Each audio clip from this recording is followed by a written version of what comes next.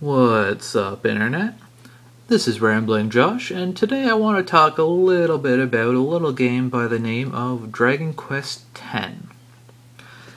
As you may or may not know, they just recently released a bunch of information and gameplay footage about this game.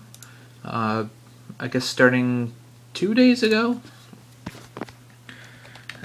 And of course, this was all released in Japan, and I guess pertaining to the Japanese public, but that may or may not come into play in North American audiences. But anyways, before I really get into the nitty-gritty here, let's start from the top. So, it was announced a long time ago at this point that Dragon Quest X would be a Wii title. I just looked it up here and it says that it was formally announced on December 10th, 2008, which I'm pretty sure is long before Dragon Quest IX even had a proper release date. So, it's been in the planning stages at least for a very long time now. And anyways, between then and a couple days ago, they pretty much said absolutely nothing on the topic. But a couple days ago, they, like I said, they started releasing some information on it. And the biggest thing that they really kind of talked about was the fact that it's going to have a very significant online component to it. I guess really, I mean, they're going to have it's going to be almost an entirely online game, from what I'm hearing, but I'll get to that later. And I have to say that my first response to hearing this is a little bit apprehensive. And I mean, the reason for that is primarily just because, I mean, looking at Dragon Quest IX. Dragon Quest IX wasn't a bad game, but I kind of felt like the way they did the online wasn't very good. It felt like, to me, like a game where it would have been really good in Japan, where, you know, everyone and their dog is playing Dragon Quest IX. Because, I mean, Dragon Quest is huge there, and there's, you know, a really dense population of people playing it. Whereas here in North America, I mean, short of like some sort of convention or like a gathering specifically designed for Dragon Quest, I mean, you'd be pretty lucky to find anyone actually playing it. Of course, in that regard, a Wii game is going to be better suited to it, you know, right out of the gate, even despite the fact that the Wii has not the best online capabilities. But I mean, just the fact that it's online means that you don't have to actually be in the same room as the person that you want to play with. So I mean, there's going to be a lot more people you can actually play with.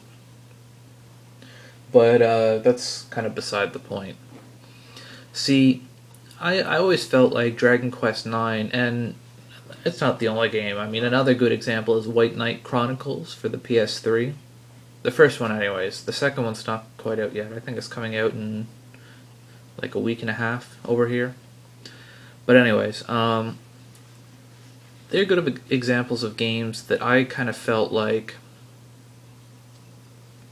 they didn't do the online quite right. And I think it's especially important for an RPG that they do the online right. They have to have pretty solid single-player experiences in my mind. Of course, I handle online differently than probably a lot of people do.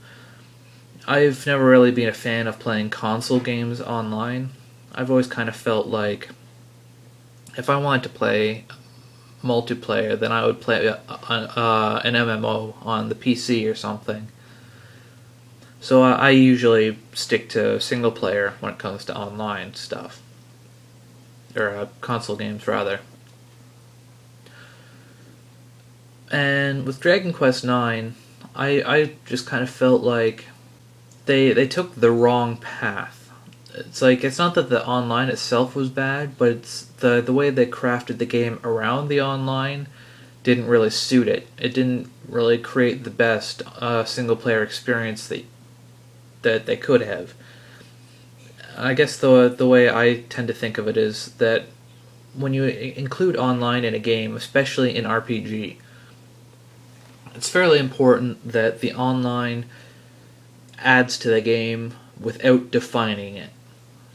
There's a big difference between a game where the online just adds to the game and makes it better, and a game where the online defines the game.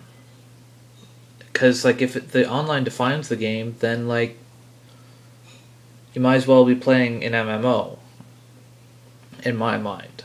And I don't know. I mean, if I want to play an MMO, I would play an MMO. If you try and do both, make, a solid single player experience, but oh hey, it's got this multiplayer too that, if you don't play the multiplayer, then you're doing it wrong and the game is ruined.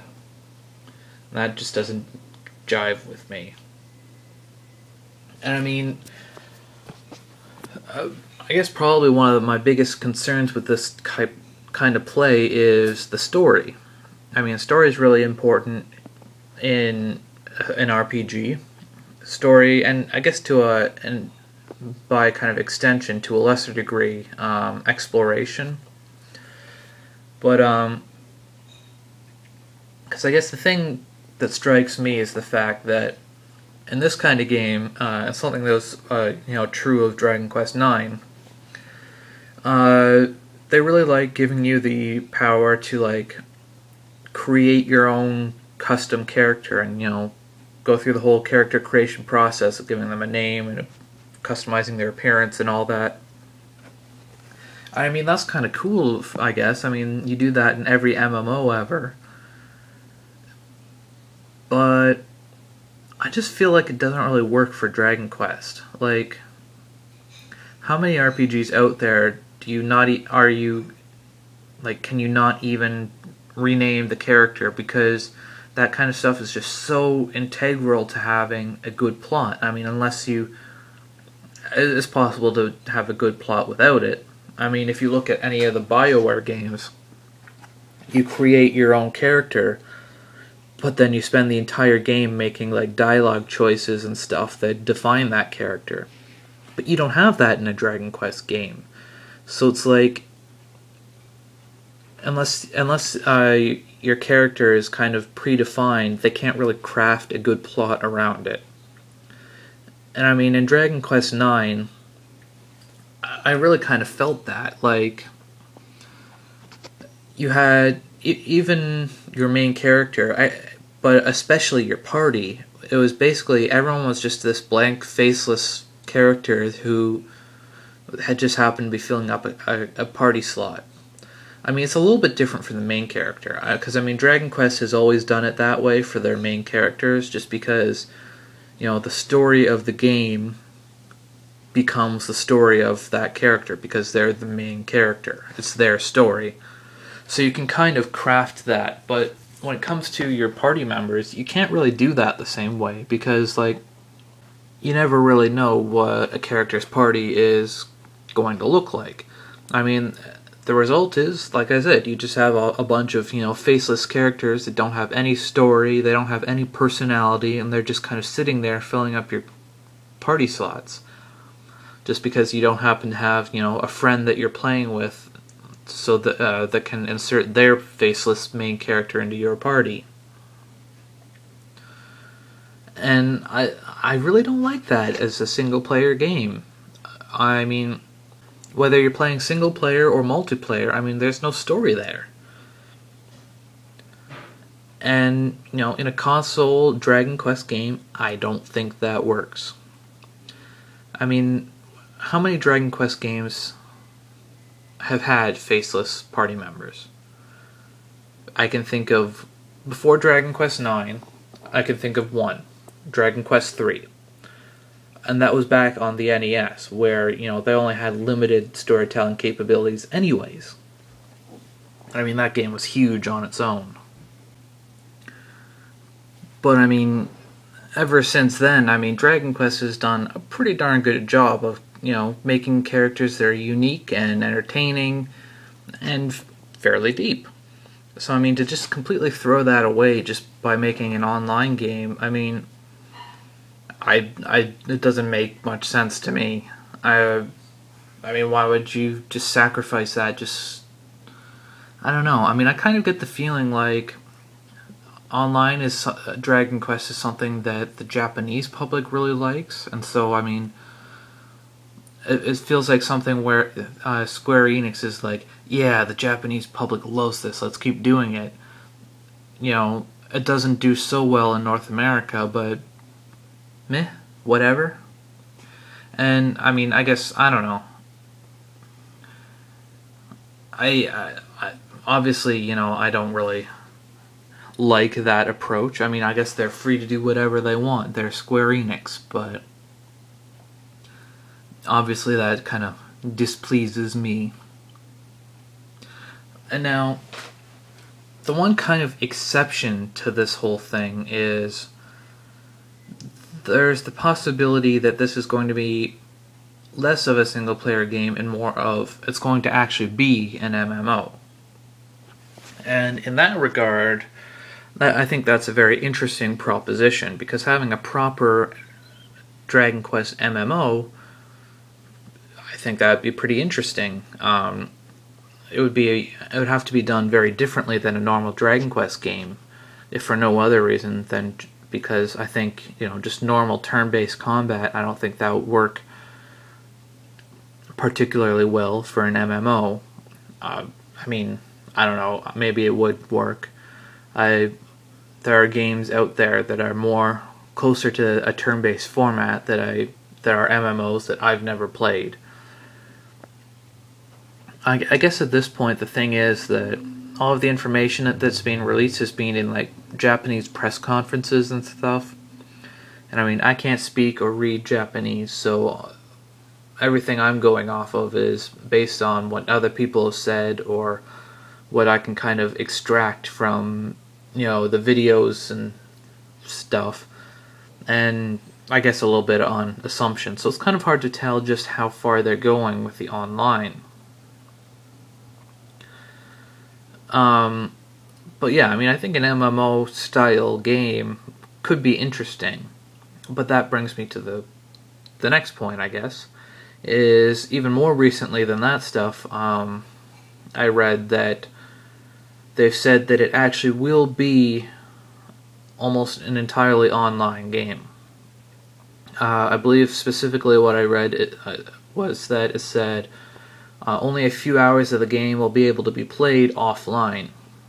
And I mean, for one thing, it's a little odd to have an MMO that you can play offline at all, but whatever. And I mean, I'm looking at the Wikipedia article for Dragon Quest X right now, and the Japanese name of the game is apparently Dragon Quest X Mizumeshi Itsutsu no Shuzoku Online. You may notice the name online in there. It says it's an upcoming MMORPG developed and published by Square Enix. Oh, and I guess one thing I didn't mention is that it's going to be for the Wii and the Wii U. So that's kind of interesting. It's going to be a multi-platform game, but it's also going to the two consoles are going to be able to play with each other. And come to think of it, I think it would actually be pretty cool to play an MMO like on the Wii U with the little hand controller thing, to play it on that instead of your TV. That might be kind of interesting. But quite possibly the most important thing that has come out of all this is that they've said that the game will have a subscription fee. And I mean, if it's a proper MMO, I mean, that kind of makes sense. I'm sure they're going to make $1 bajillion a day from this in Japan. But I really don't think that's going to fly outside of Japan. And I guess the thing to point out here is that, it wouldn't be unheard of for something like that to be the case in Japan, but for it to look differently in North America. I mean, Monster Hunter Tri, that's an exceptionally popular game in Japan. It's pretty popular here too, but nowhere near the same level. But in Japan, you have to pay to play online, whereas in North America, obviously, you do not. So, I mean, it's not impossible that it would be free to play in North America, but I don't think it's likely. I mean, there's no offline component that you could play for free if you only have to pay to play online. But I guess the thing is, like, I don't know how many people are going to actually pay a subscription are going to pay a subscription fee to play this game. Like, I love Dragon Quest. I really do, but I don't think I love it enough to pay a subscription fee for Dragon Quest X. I mean, I love Final Fantasy, and I've never touched Final Fantasy XI or Final Fantasy XIV. And I guess I'm kind of scared that it's going to end up being the same for Dragon Quest X. I mean, it's just even all the more odd because they have said the game 100% of the game can be played solo. So like, it's an MMORPG that you can play solo. So what? If me, as a person who doesn't particularly like to play multiplayer on consoles, would I be able to play through the whole game solo? I mean, I guess that they said that I can, but like, do I want to? Does it make sense to play through a subscription-based game solo? Like, does it make any sense to pay a subscription to play on my own? I don't know. I tend to think not, unfortunately. So, I mean, obviously this information is all very fresh and it's all very in Japanese, so there's a lot of stuff that, you know, is yet to be seen. But at this point, I'm kind of worried about, you know, what Dragon Quest X is going to look like, and that makes me really disappointed because I was really looking forward to this title. You know, Dragon Quest IX was okay, but in the end of the day, it wasn't great, especially in North America. So, like, I kind of figured that a title on the Wii would had a lot of potential for being a solid console RPG experience, and it doesn't look like that's what we're gonna get. And that really disappoints me because I guess that kind of means that Dragon Quest is almost in the same boat as Final Fantasy now. It's like, now we're at the point where kind of the game to beat for the series is still a PS2 game. I mean, in my opinion, Dragon Quest VIII was the last real Dragon Quest experience, and it's probably my favorite in the series. Much like Final Fantasy X was the last real Final Fantasy game, and is one of my favorites. It's probably my favorite in the main Final Fantasy series. So, like, I don't know, it's just, these companies, they're trying so hard to innovate, and they're doing all this crazy stuff, but it's like, they can't beat these games that came out so long ago. Like, when did Dragon Quest VIII come out? Let's see here. Dragon Quest VIII came in Japan in 2004, and North America in 2005. So, you can't beat a game that's 6 years old? I don't know. I guess we'll just have to wait and see.